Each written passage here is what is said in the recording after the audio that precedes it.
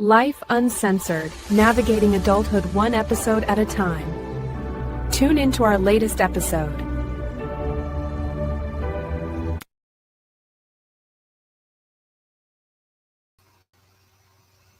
Hello, hello, hello, hello. How's it going, party people? It is your girl, Amanda Lockhart Davis, and this is Life Uncensored, Navigating Adulthood, one episode at a time. And we've got a good one for you today. Riding shotgun with us today is Miss Tanya T. Morris, also known as the Mentor Mogul. Tanya Morris equips brands, thriving businesses, nonprofits, and faith based organizations to achieve exponential growth through transformative development and meaningful connections. A lifelong coach and mentor, Tanya has dedicated her career to supporting professional women, entrepreneurs, and organizational ideas. In 2017, she founded Mom Your Business. That's what we're going to be talking about today, where she now uses her skills, network, and resources to help Black female founders access education, capital, and community. Since 2001, the organization has helped founders raise over $500,000. That is nothing to shake a stick at. She's also a co-founder and general partner at First Market Ventures, an impact investment fund. Tanya T is the author of 3 books, count them, 1, 2, 3, a Temple University graduate, and holds an MBA in executive leadership from Strayer University. Ladies and gentlemen, help me introduce the newest member to the Life Uncensored family, Miss Tanya T. Morris. Good evening, good evening, good evening. Hey girl, thank you so much for joining us today. I'm really excited about this conversation. How are you today? I'm doing excellent to outstanding. Never had a bad day in my life. I love it. Any day that I wake up is a good day. Okay? Yes, ma'am. That's what I always say. You can't tell me there's a bad day out here if I'm here to see it. I love it. So I want the audience to know that Tanya and I became acquainted through a mutual acquaintance. Shout out to Mr. Rashid Hamid. That is my boy since school. We've known each other many moons. And yes, Tanya and Rashid know each other. Tell the audience how you and Rashid came to know each other. So I met Rashid through one of my Black Innovation Alliance colleagues who actually lives in Panama now. She was one of Rashid's business coaches during that pandemic, actually. And so when we, back in about 21, we were really looking for some VA and administrative support. And she was like, you got to meet Rashid. And I was like, okay. And we got on the phone and it was just, fireworks. That's all I can say. It was fireworks. It was a mutual affection, mutual connection, and we've been rocking out ever since. I'm looking forward to one day soon, hopefully this year, meeting him in person, face to face, since we've never met in person. But looking forward to meeting him in person real soon. And so we've been riding ever since. He's one of our fractional executives for our fractional program, which I hope to talk about a little bit tonight. And I'm just excited for him to connect us together. Rashid called, said, I need to introduce you to somebody. And it was Amanda. And so here we are. Tanya, bear with me a minute. I'm experiencing a little bit of technical difficulty over here. Not sure what's going on. Bear with me just a sec. Let me see if I can figure out life over here. My computer did this update, and ever since it's been acting like a weirdo. You know how it is. You know how that go. You can see and hear me though fine, right? Yes, I can see and hear you just fine. Awesome. You know how this tech do what it wants. Yeah, when it wants, how it wants. It's great when it's great. I just want to do another shout out and thank Rashid for the introduction. Tanya and I had a magnificent conversation. Shout out to Devon too. Him and I had a magnificent conversation. Yes. He is the man the myth, and the legend, um, as what I understand to be Tanya's right hand, left hand, Yes, yes, big left yes. toe, That's and my all the guy. things. That's my guy. That's my guy. That's my guy. I was glad to have talked with him. I'm so glad that Rashid connected us. Him and I were talking one day about paradise. Y'all know that's Michelle. We were talking about paradise, and somehow or other, Tanya's name came up, and he was like, "Oh, I got to introduce y'all. I already know how the conversation is gonna go." When I tell you he was spot on, he was spot on. Spot So on. Spot on. shout out to our men folk, Rashid Yes, I'm and in folk. Devon. Yes, I'm in folk. I'm in folk. So Tanya, let's get into it a little bit. Let's start right smack dab at the beginning. What inspired you to create and found Mom Your Business? Why that name? What was the inspiration behind it? Yeah, so back in 2017, I used to do a tea party with another friend of mine, and we would do the tea party, get back to a nonprofit organization, and that particular year in 2017, I suggested that we do something Mother's Day weekend. We had already done the initial event in April. And I honestly, I was just sitting on my couch and I was like trying to come up with a name for it, and that's what the Lord dropped in my spirit was Mom Your Business. And so, Wow. we did Mom Your Business, and that particular night we watched a film about women entrepreneurs based up in New York, and called Dream Girl.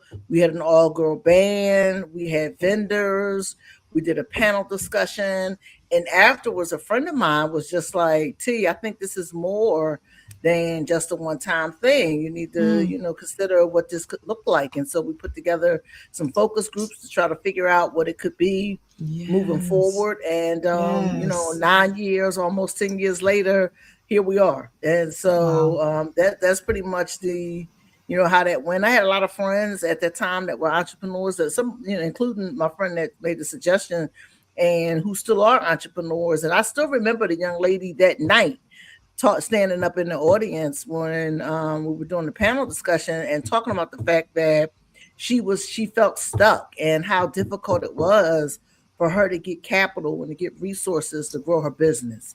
And Mm, so that mm, really is what kind of was the impetus behind us continuing to mm. keep going. Wow. So when you were sitting there that night and the name just dropped right in your spirit, was it immediate for you to take it and run with it, or were you a little resistant or reluctant or hesitant? No, I was fired up. I was like, that's it. You know what I mean? You know how you get those ideas. Now, When you know, you're trying to, no. yeah, when I was like, that's it. That's what we're going to call it for that. Again, that one event. It was supposed to be Mom Your Business, and I was going to go back to doing my thing, and everybody else going to go back to doing their thing. But yeah, no, I knew that night. Wow. I knew I knew for that night, for that event, it Hmm. was Mom Your Business. And Man. so, once my girlfriend the kid called me and she was like, you need to do workshops and this and that and da da da. And she was just running it all down. And I was like, You got her fired up. I was like, yeah, we'll see. And, I was kind of ho humming about that. But after we did the focus group, I think, I had a friend of mine, another friend of mine, Danielle Jeter, and she came and led the focus group. And we did the next thing we did was a workshop for now. We did a workshop for nonprofits called Mom Your Business Mm. Nonprofit Edition. And so we did that, and then we started doing more classes, and doing more classes. And then when in 2019, from 2017 to 2019, I was actually working at Cheney University when I started Mom Your Business. And so I got laid off from Cheney, and just, by God's grace, when the pandemic hit, I was on unemployment, so I had revenue. So Gotcha. I still remember one of the last events we went to. I attended before we went on lockdown. I'm a member of Black Girl Ventures, which is a national nonprofit that supports Black and Brown female entrepreneurs based in you all's hometown of Washington, D.C.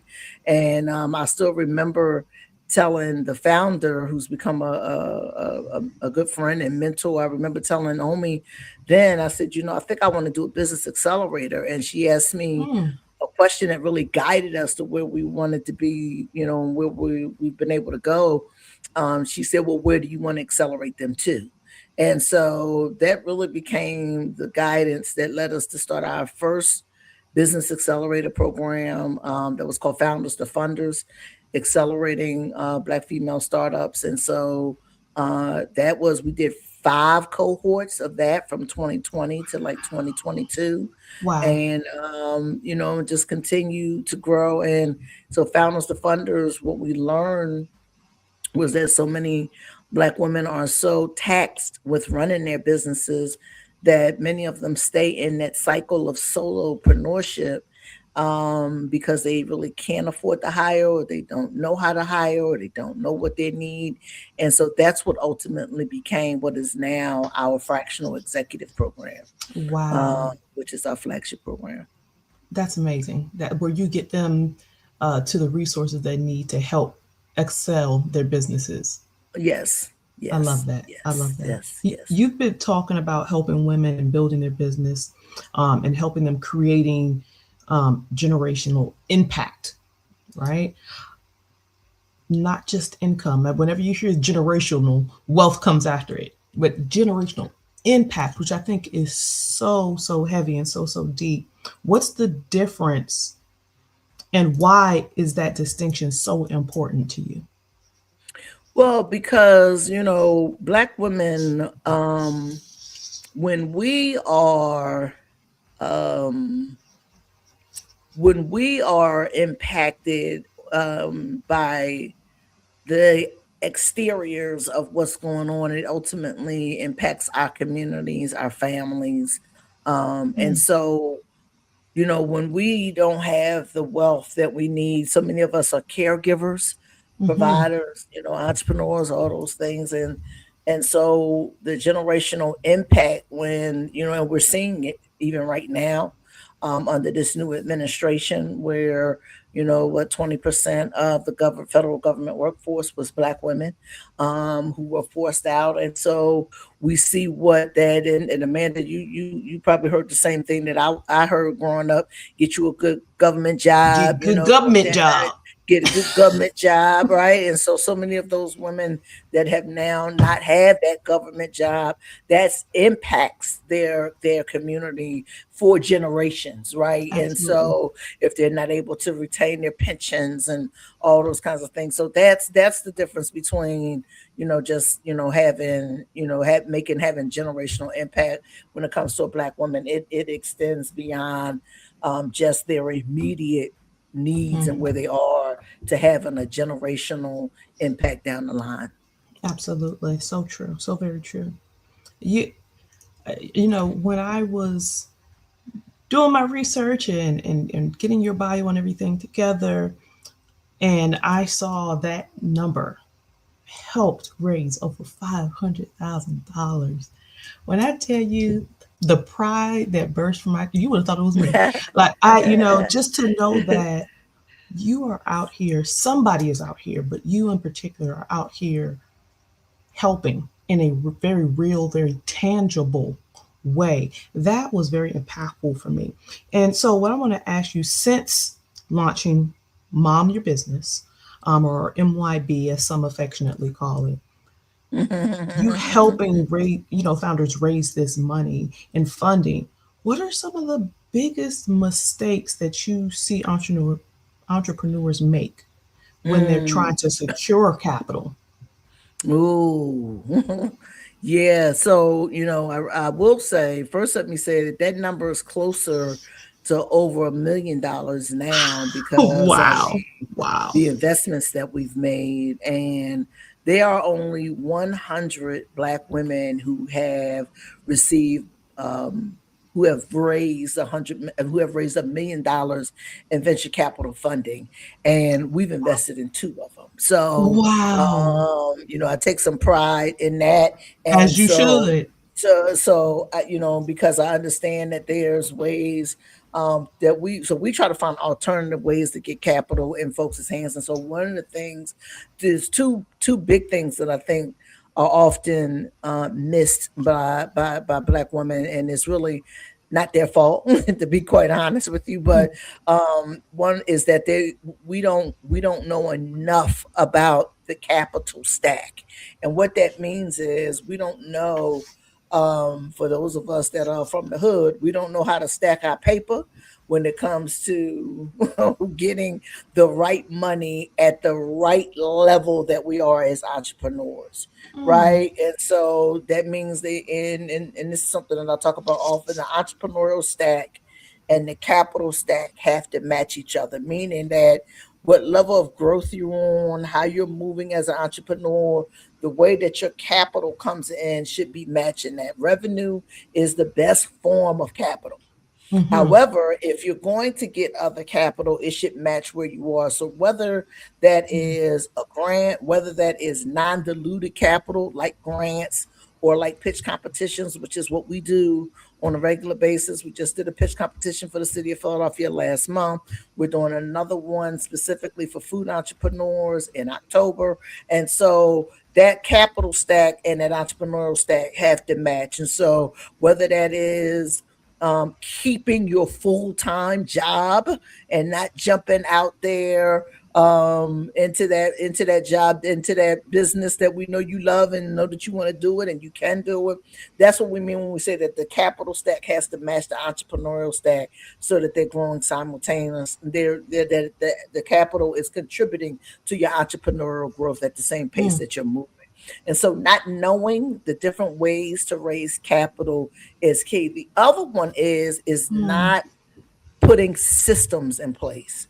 And that's mm, one thing our good friend Mr. Hamed is excellent at, and really has really been key in helping me to really not just understand, but to translate that to entrepreneurs where they are about why, not really so much why, but the types of systems that they need to have in place if they really want to grow a sustainable business. I want to pause on that for just a second. When, in general, when people Hmm. hear systems in place, that phrase, systems in place, Yes, they yes, automatically think literal systems, i.e., softwares, computer programs, blah, blah, blah. That is not necessarily always the case. Can you talk a correct. little bit to our entrepreneurs who are listening, or our aspiring entrepreneurs who are listening, that when you say that phrase, systems in place, exactly like some examples, what that means? Yeah, yeah, yeah. So, like for example, having a customer uh management system, right? How are you engaging and tracking your customers, right? You got Mm-hmm. to have a CRM, customer relationship management system. Like what CRM, and a lot of times, which is wild to me, folks have a CRM and don't even realize that they have a CRM.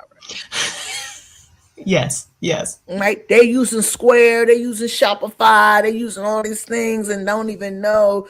Well, that's really your CRM. You actually have a CRM, but then there are other things like Monday and some other thing. Your email system, if you set it up right, is actually you set your emails up right, it can serve as a Right. customer relationship management system. So that's Yes. a system, right? The financial system, like how are you tracking your revenue? What are you using? Right? Is it QuickBooks? Is it Zero? Is it some of these other platforms? We was talking about this the other day, about the fact that you don't have to use QuickBooks. And I was having this conversation with a Mm. colleague of mine the other day, like you do not have to use QuickBooks, like Mm-hmm. seriously. So, Mm-hmm. but folks gotta, but you have to use something, Mm-hmm. right, to keep track of your system and how you are keeping track of your revenue. And so, like for example, we had one of our founders who was being real stubborn about changing from a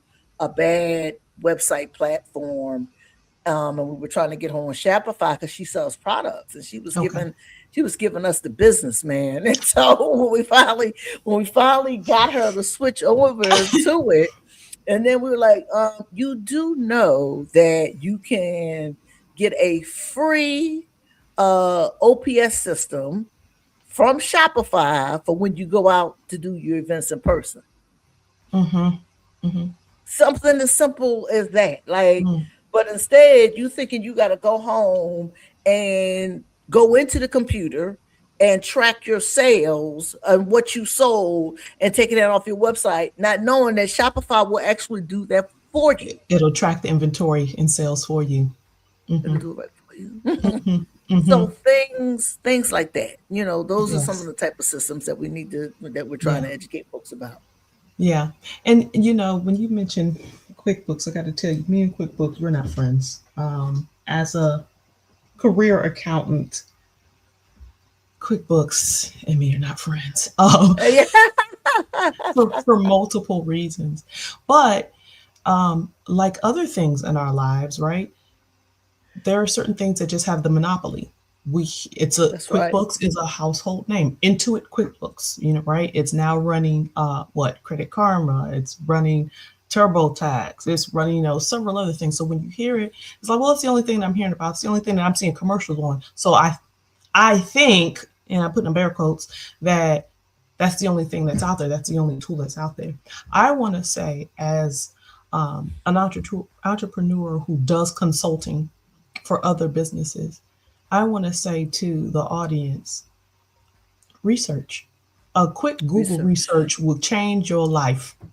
will What change your other life. accounting softwares are out there? What softwares are out there that'll help me track my finances? What softwares are out there that'll help me track my customers, et cetera, et cetera, et cetera? And understand that when you Google, the first thing that's going to pop up is a little word that says sponsored. And trust me, when you say accounting software, QuickBooks gonna be that first thing in line because QuickBooks paying that big money to be a sponsored first listed company on that Google search. But keep scrolling down. You can even Tell with them. AI now. You can even on ChatGPT, Claude, whoever. Give me three to five suggestions of some different softwares that I can use for XYZ Yep. function. Yep. Yep. Yep. So Yep. I'm gonna come up Yep. off of my soapbox on that, but I want folks to know that there are other options. There are so many options for all the tools that you need to run your business, and understanding Absolutely. that these are softwares that we're talking about and we're mentioning now. But other systems could be just having someone who's answering the phones for you and taking the messages for you.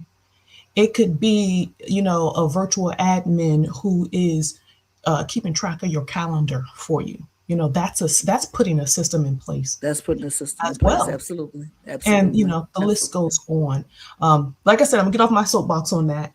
I I want to talk a little bit more about this capital piece because I think it's very important for multiple reasons. What do you say, Tanya, the mentor mogul?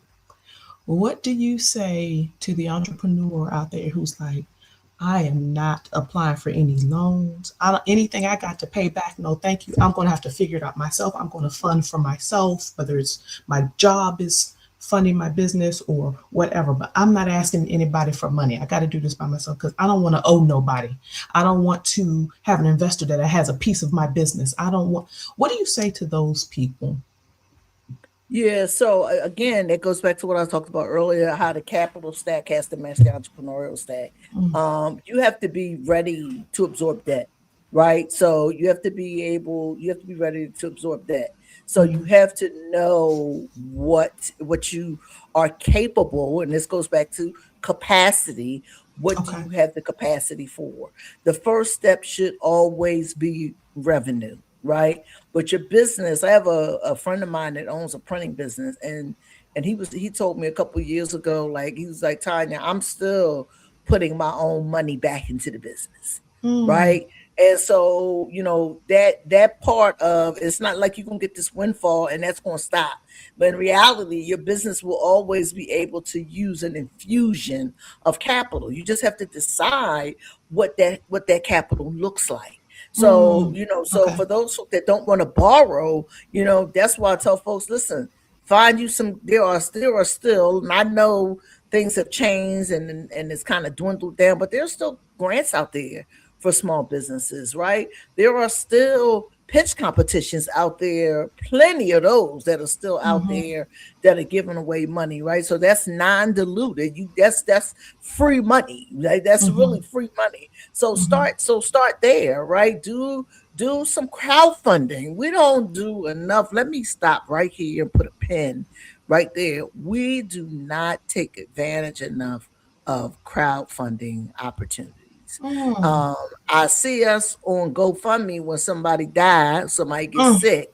But that's not really how GoFundMe started. GoFundMe, when I had my t-shirt company, me and one of my mentees, we actually did a GoFundMe to get t-shirts printed up for a huge festival that we were doing. We are not taking full advantage enough of GoFundMe. We also mm. did a Kiva campaign. Kiva Shout out is Kiva. a shout out to Kiva. Kiva is another crowdfunding platform. It's actually a loan, but it's basically a 0% interest loan done through crowdfunding, right? So that's the other thing. We do not take advantage enough of the crowdfunding platforms.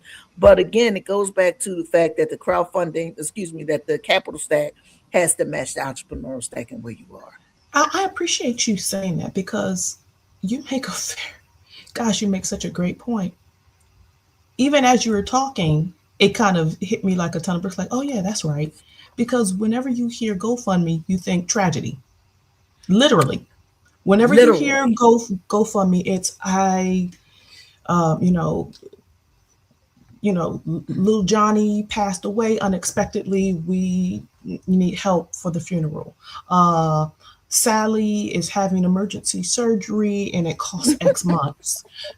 It's always, I don't want to say always, I shouldn't say so always, but generally, when you hear GoFundMe, you associate it to some sort of Yeah, tragedy. and that's unfortunate. It really is Yeah, unfortunate because, like I yeah, said, that's not how it started. I can tell you that from personal experience. That's just not yeah. how it started.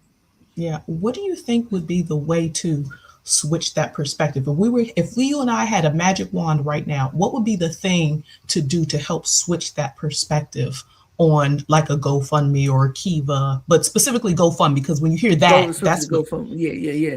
So I think it's on them actually. I think they have to do some marketing around the overall purpose of their platform. That Mm-hmm, hey, this is a platform for all fundraising, not just X, Y, and Z. And I think that started to happen when certain types of people started using the platform, like who murdered mm-hmm, somebody and used the platform to raise money to get that person out of jail, those kinds of mm-hmm, things, right? mm-hmm. And they were turning off the platform. I think they were doing those things, but at the same time, I don't think their messaging had changed Got around the you. fact I see what you mean. the holistic use of the platform. So I that's it. see. But again, there are other things. There's WeFunder. There's what's the one starts with a T is escaping me right now. Which was the one that started it. Actually, a colleague of mine just used that one to raise money to get her first book printed. Wow. Kickstarter. That's the one I was thinking of. Tech Kickstarter. She starter. just Kickstarter. She just used Kickstarter. Okay. Kickstarter. She just used Kickstarter to raise money to get her book published. Wow. Right. And Wow. so there are a ton. When I say there are a ton, there are platforms out here for folks that are just in green or sustainable businesses. There are tons of platforms out here. Mm-hmm, Tons. mm-hmm. I don't even Tons. think people had associated some of these or even really truly understood what crowdfunding is. Mhm. I don't think there's a lot of knowledge on what crowdfunding is if you're not in it and dealing with it directly. Yeah. You hear a GoFundMe, and you don't think of it as crowdfunding. You think of it as fundraiser, which, okay, yeah, but it's a little bit more than that. So I'm Yeah. glad that came up in this conversation, because I think Yeah. that's an Yeah. important thing for Yeah. people Yeah. to Yeah. have some understanding of. Absolutely. Yeah. Absolutely. Absolutely. So I want to ask you, you've got these people who have, and so many people have really, really great ideas, like really great ideas, but they just never take the leap. They never push the button, right? Um, what's one piece of advice that you would give someone who has been sitting on a business idea because they're afraid that they're not ready, or they're just afraid in general? Well, uh, if I would borrow scripture real quick that says fear has torment. So it don't be just it don't just be I'm Ooh. scared of I've heard because Amanda, I've heard so many things. I've heard I'm afraid somebody's gonna steal my idea. I'm afraid to fail. I'm afraid I can't raise enough money. I'm afraid of what my spouse is gonna think, or what my friends are going to think, or all of those. Mm, Fear has torment. It has a way of mm, preventing you from stepping out and doing that thing that could literally change your life. And so mhm, I get folks like that mm, all the time that are just afraid, and they just been sitting on it. And actually, the ones that say they're afraid that somebody's going to take it are my favorites, because I'm like, well, how would you know? Like, how wow. do you don't even know if you have a valid idea. Yeah. so Yeah. so Yeah. and you didn't jump all the way to somebody taking it. And you haven't even put boots to ground yet. You haven't even put boots to ground yet. You all the way over here, right? So you have to go from idea stage to what is called the MVP, which is minimum viable product. What is the minimum that this idea, this product, this service, what is it at its minimum? What Yeah. is it? Right? Right. Your minimum viable product. And so that's where we like to start with folks is let's just hear you out. It was so funny. I was with my program coordinator the other day, and like I said, we get these emails and these questions all the time. We get this email from this girl that says she wants to start a business, and it was a spa, this, and this. And Tiffany looked at me and said, That's a lot, ain't it?" I said, "Yeah, welcome to my world. These are the kind of emails that I get on a regular basis, folks." And then within that it says, "And a nonprofit." Like, come on. like what are we doing? like come on. Like what are we Crawl before you walk. yeah, like what are we doing? Hmm. So, Hmm. yeah, I get those kind of calls all the time, but you gotta get to that minimum viable product first, Yeah. right? What is the minimum in its at its core? What is this, right? Because Hmm. you got to see if it's a viable business first. Yes. Yeah. Yeah. Will it make sense? Will it Will make it, sense? is it something that is missing? Is it a need? Is it something Yes, that's lacking? Not that it doesn't exist already, but it's lacking. It's not enough of, and so on and so yes, forth. Yeah. exactly. Yeah. As my girl Miss Ronnie used to say, a famous restaurateur out of St. Louis, if it don't make money, it don't make sense. There it is. There it is. So we gotta see CENTS it. and SENSE. Okay, if it don't make money, it don't make sense. So come on now. Let's get to that. Let's get to that MVP first. That's Yes. the whole thing. Oh, Yeah. I love that. I freaking love that. I love that. You have worn so many hats, right? As we're talking, I'm just thinking about this. We're talking entrepreneur, we're talking coach, mentor, author, investor, like, and so on and so. And that's just your business life. We ain't even talking about your personal life, right? Yeah. Right? All that, Caregiver. all of the The personal things. stuff. How has your definition of success changed over the years? Mm. Because we Mm. all, you always have a starting Yeah. point of what your definition is of something in particular. In this case, we're talking about success, and it can Mm. evolve over time. What Yeah. would you Yeah, for say? How sure. would you say that's happened for you?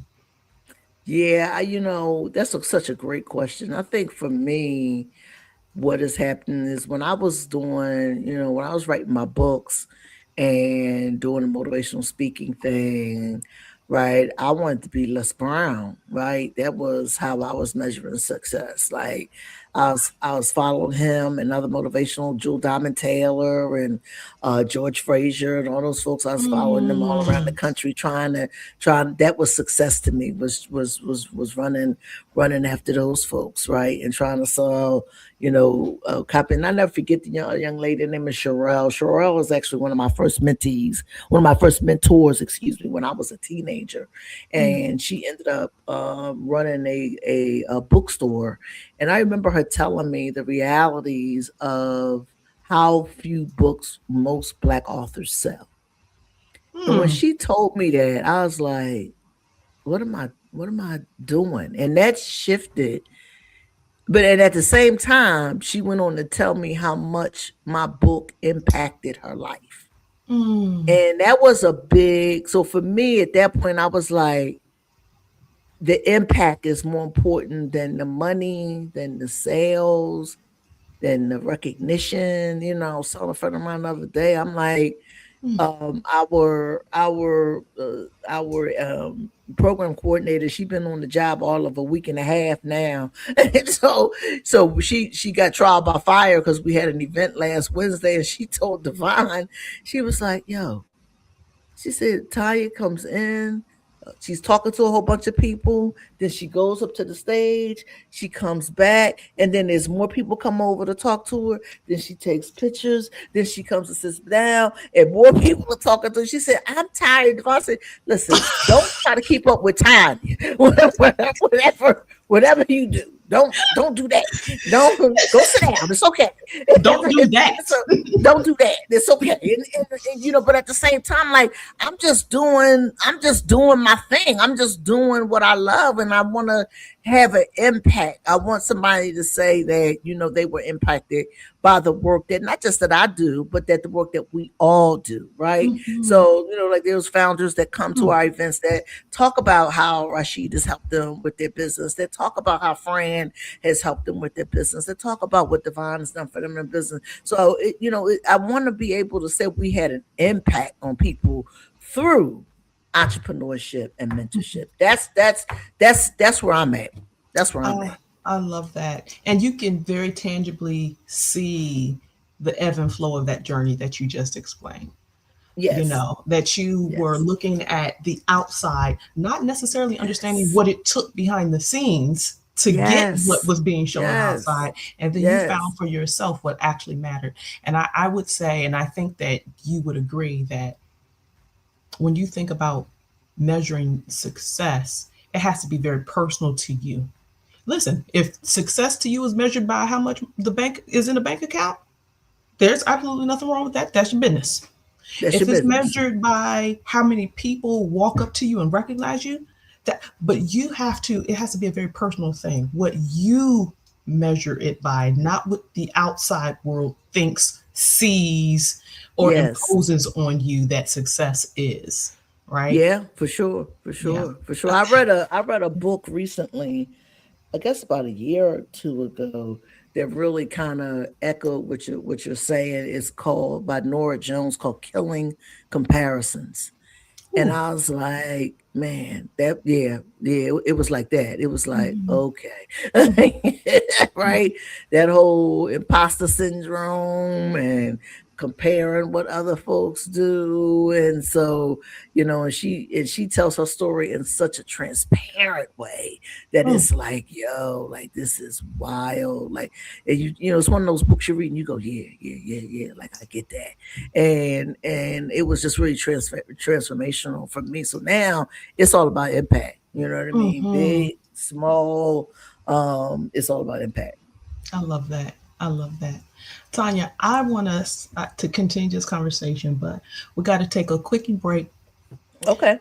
We're going to have a 60-second commercial break. We're going to bring Miss Tanya T. Morris back with us, finish this conversation that is going so great. And I already know that she's dropped so many gems already. I wrote some notes myself. So we're gonna get back. Go, audience, go refill your wine, your coffee, your tea, your popcorn, whatever it is that you got while you're sitting cozy, watching this episode of Life Uncensored. And we will be right back. I'm Amanda Lockhart Davis, founder of Jax Consulting Services, bringing over 25 years of industry experience to our multifaceted consulting firm. With a passion for strategic problem solving and unmatched customer service, we have crafted the firm to offer a wide range of consulting services. From financial management and strategic planning to educational workshops and specialized notarization services. Jax Consulting Services is dedicated to supporting the diverse needs of our clients. Leveraging extensive experience across various sectors, we stand ready to guide your business toward success. That's Jax Consulting Services. Visit us on the web at www.jax-consulting.com. Take charge of your financial future with our interactive workbooks, The Basics of Financial Literacy, A Healthy Money Mindset, and The Basics of Financial Literacy, A Healthy Money Mindset for Teens and Young Adults. Now available on Amazon. Dive into practical exercises and start building a solid financial foundation today. Thank you, thank you, thank you, and welcome back. We are here with Miss Tanya T. Morris, the mentor mogul, and we've been having a great conversation. Mom Your Business, building what's next. So Tanya, let's hop right back into it. As women, especially women balancing careers and family, businesses, all the stuff, burnout is real, right? The word burnout is real. How do you continue building while protecting your peace and avoiding burnout? Yeah. I've been so close so many times. Amanda, I've been so close to burn out so many times. I think I really was real close, maybe about 2 years ago.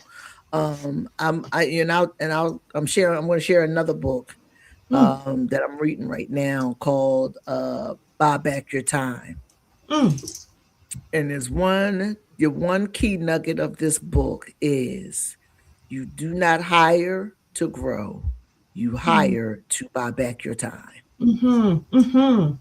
And that was so liberating. But I also have a friend, matter of fact, my same friend that encouraged me that Mom Your Business was more than a one-time thing, is a wellness practitioner.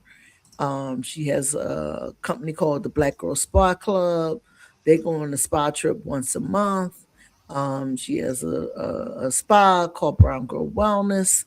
And so I really credit Nakia for beating it into my head self-care. For such a long time. Self-care. And so I've learned, there was a time where I would stay up at nights trying to get something done. I've learned to close the laptop and it can wait till tomorrow. That's right. Right. I've learned to do that. I've learned to schedule, the private time. I have a rhythm for when I go on vacation. Folks always ask me about around this time of the year, folks always want to know, what are you doing for the summer? What are you doing in the summer? Don't do much during the summertime because my birthday is in November. That's when I rest. Right. And so developing that rhythm. I have a couple other things that I do, a couple memberships that I do. And just, it's like somebody filling up your cup of coffee and just knowing when to say when. We got to know when to say when. Yeah. My audience knows my story in terms of the, at the time, I wasn't calling it burnout. I was calling it overachieving by default, Wow. being Wow. everybody's everything all the time, every Yes. time. I have been told that I'm an empath, and I guess I am by definition. Um, I don't want to see other people hurting or struggling with something that I know I can help, because I know Yes. what it's like to be struggling and hurting by myself. And I don't want other Yes. people to experience that. But on my job in particular, I had a situation where I was about to be out of here. I'm talking sirens, all of that. I was about to be out of here. And when I came back to work, my boss was like, "Yeah, I was in the hospital too. We had sinus infections."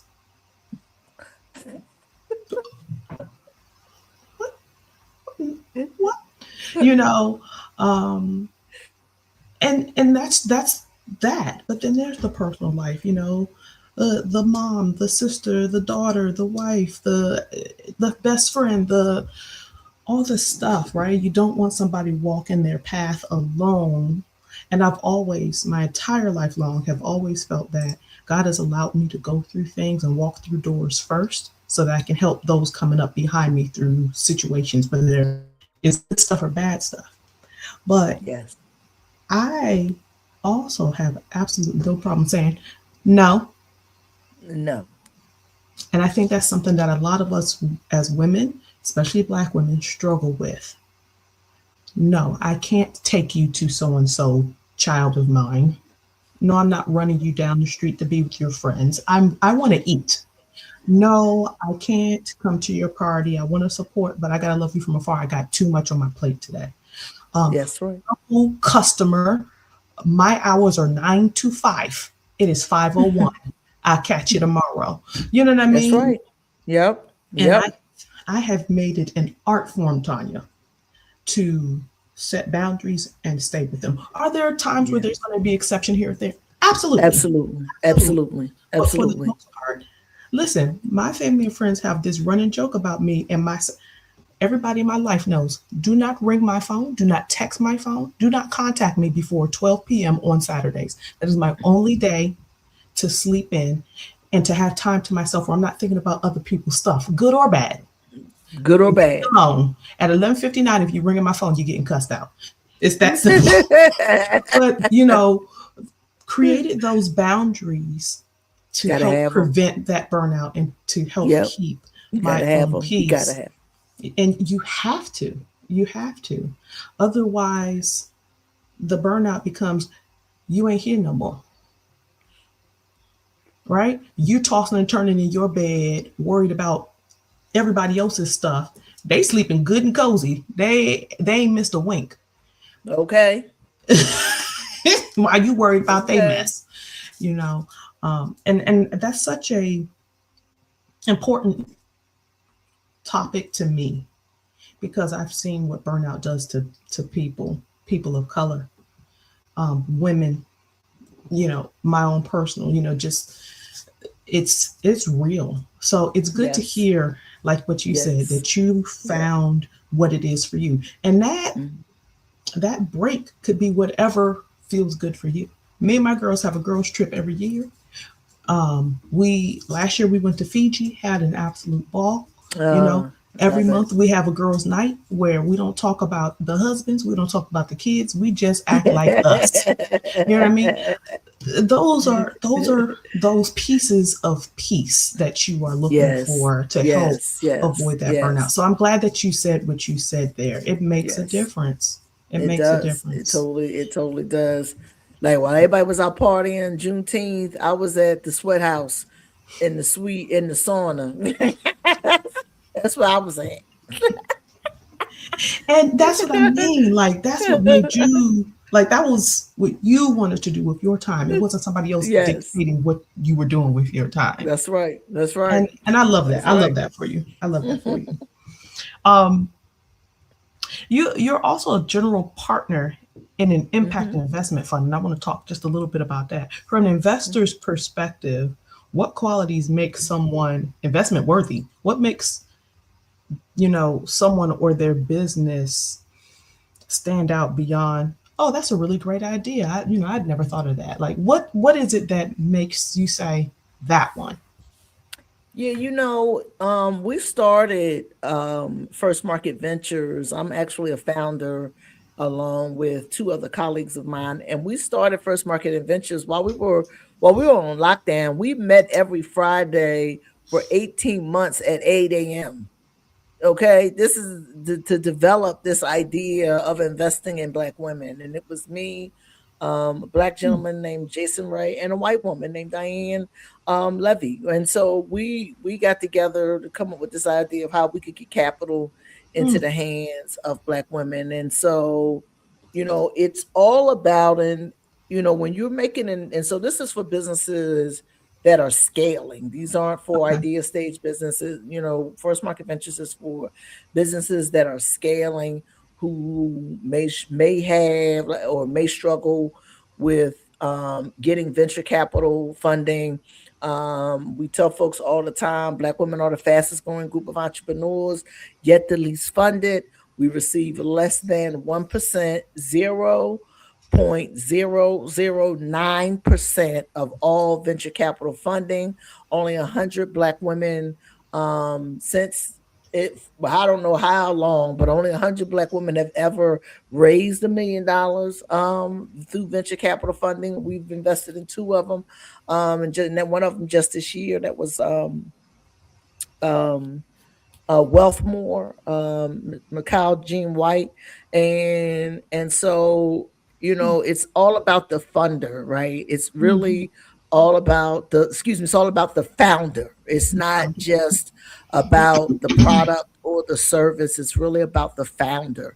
What you're Mm. investing in is the founder, right? And belief that that founder can really take that business from where it is to where they believe it can go. And so, what we look at is we look at the founder. We're actually looking at a founder right now that I'm very excited about. Actually, two, and so we do some coaching with them and getting them capital ready, right? Again, making sure that that capital stack matches that entrepreneurial stack, and then we also really work with them to put them in position to be investment worthy. And so Mm. Mm. Mm. it's all about the founder and those things that they may be lacking, i.e. systems, right? i.e. marketing, or some other external things that they need to get in place before they pursue high, like anything above 100, to 250,000, even $1 million. We want to make sure that they're actual capital ready. Mm-hmm. Okay. Okay. That's great to hear and to know. And I'm sure, there's tons and tons of investors out there and whatnot. I'm sure that without reinventing the wheel, that is a very true blueprint of what other investors are looking at as well. And to not to minimize it, but to put it together in one little ball. Are you ready? Are you ready? And you got to be ready. And then the other thing is that it's so much harder for Black women to get investors, Yeah. right?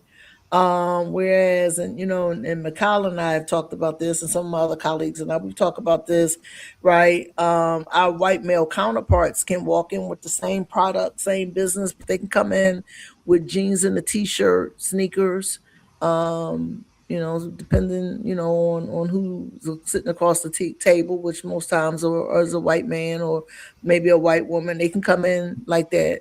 Black woman can come in with all her T's dotted, all her T's crossed, all her I's dotted, dressed to the nine, right? And still be told to go get a mentor. Black women are not only underfunded, we're over mentored. Mm. There's studies that Preach, show Pastor.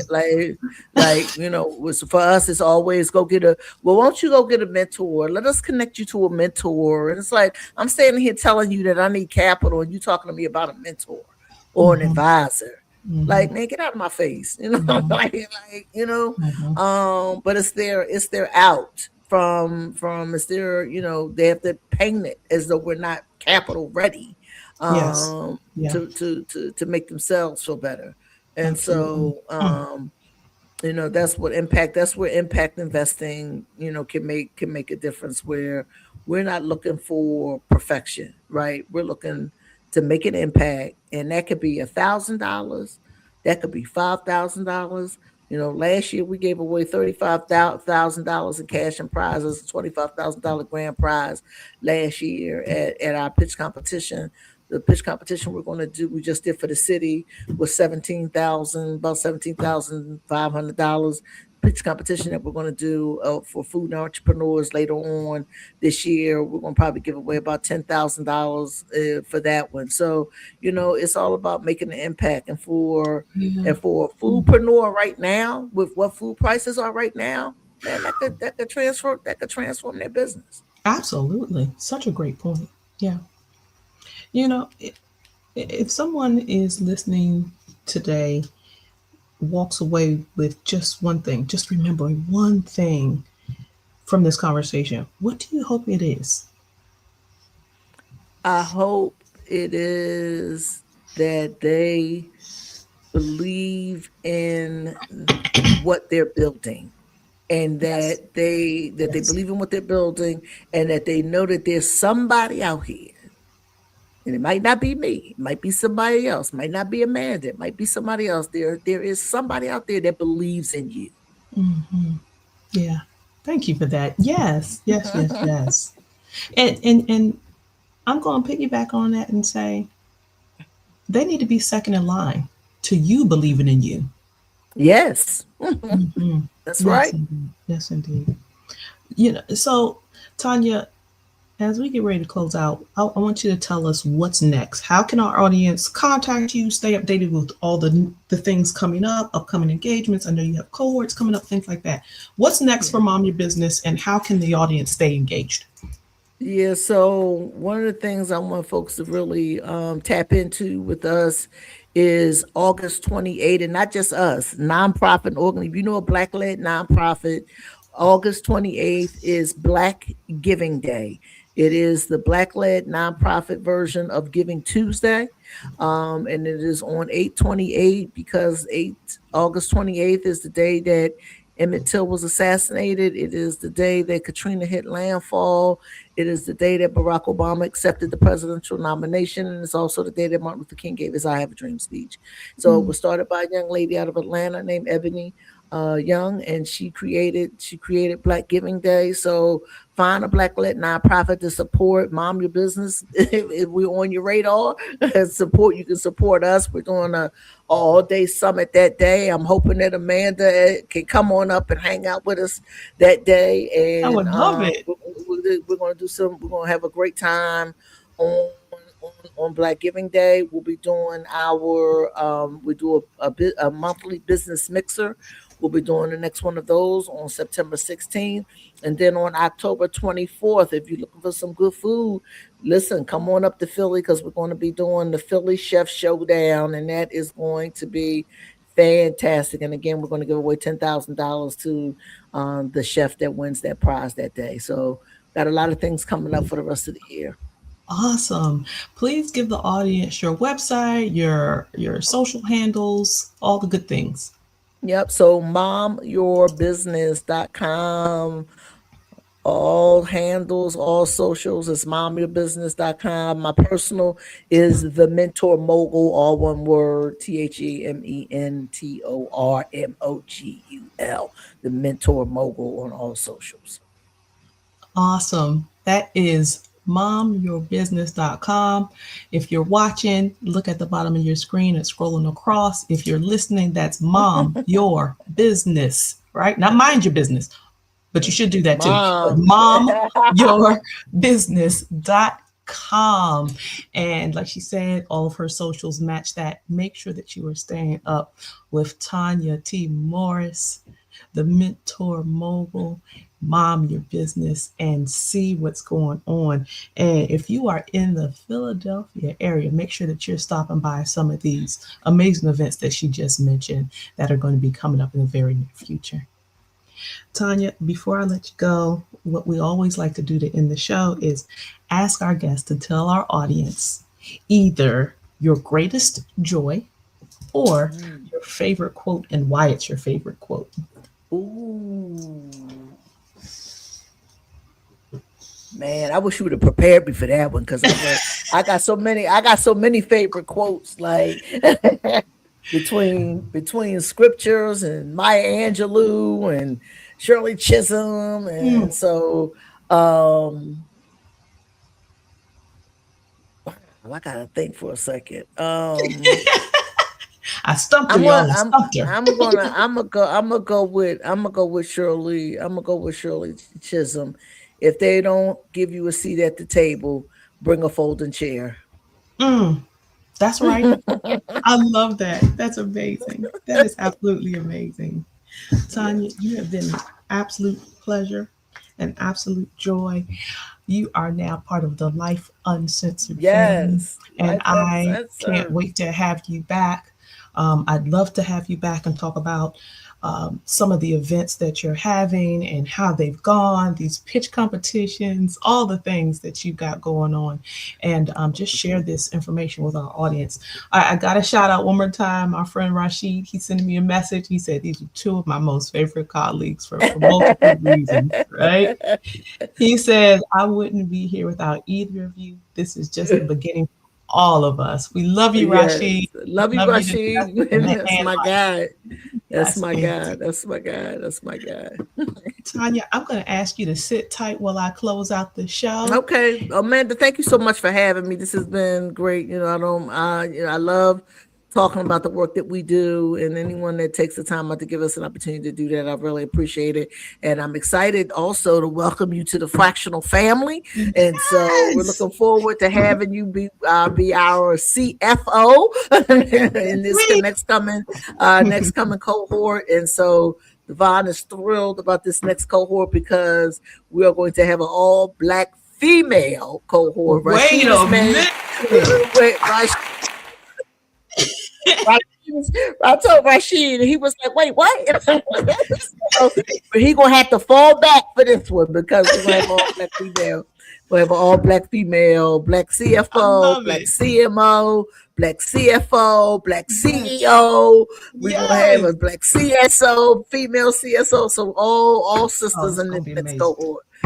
Y'all ain't gonna be able to tell us nothing after this. They be able to tell us nothing. We about to change some lives. So I'm excited to have you be a part of the Fractional family. I'm so excited too, Tanya. Thank you so much. You have been great, and I can't wait to see what else is next with Mom Your Business. Ladies and gentlemen, Miss Tanya T. Morris. What a phenomenal conversation. I hope that you all listen. I took notes. Okay. I hope you all were taking some notes too. You know, she talked about crowdfunding. She talked about what investors are looking for. She talked about so many things. She talked about how to avoid burnout. She talked about so many. She dropped big time gems. Okay.